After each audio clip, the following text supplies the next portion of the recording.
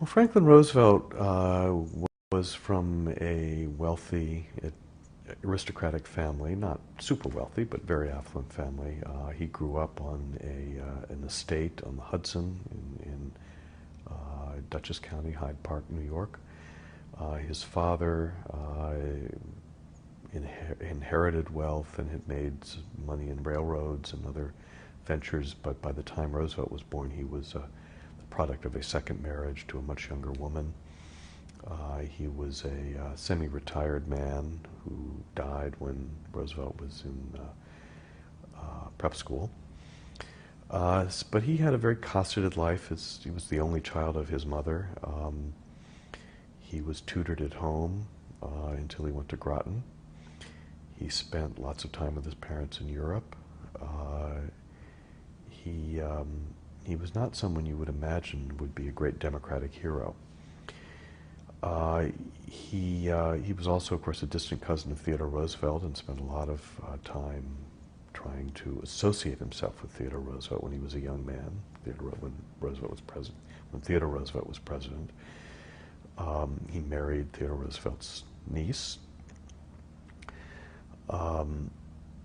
and he took his first job in Washington in the Wilson administration and occupied the same position that Theodore Roosevelt had occupied in the 1890s, Assistant Secretary of the Navy. He was nominated for vice president in 1920 with James Cox. And he was nominated for that position for the same reason that he was appointed to the position in the Navy Department, because of his name, because everybody wanted an association with the name of Theodore Roosevelt.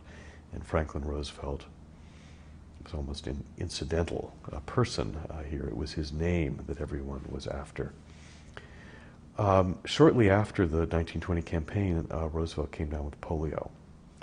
And that more or less removed him from the political world for the next 6 or 7 years while he struggled unsuccessfully to walk again. But more importantly, struggled to come to terms with this tragedy and to make himself into a person who could function effectively in the political world despite his disability. Many people believe that the struggle against polio is what made him a great political figure, and I think to some degree that's true.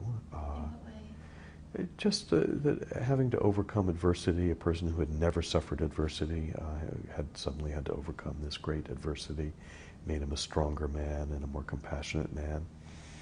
I think that's probably true to some degree. But even after 2 terms as governor of New York, beginning in 1928, and after his election as president in 1932, many people thought of him as a kind of lightweight who had sort of succeeded to the presidency, again, because of his name more than because of any substantive achievements. And it came as a surprise to many people what a powerful and effective president he was.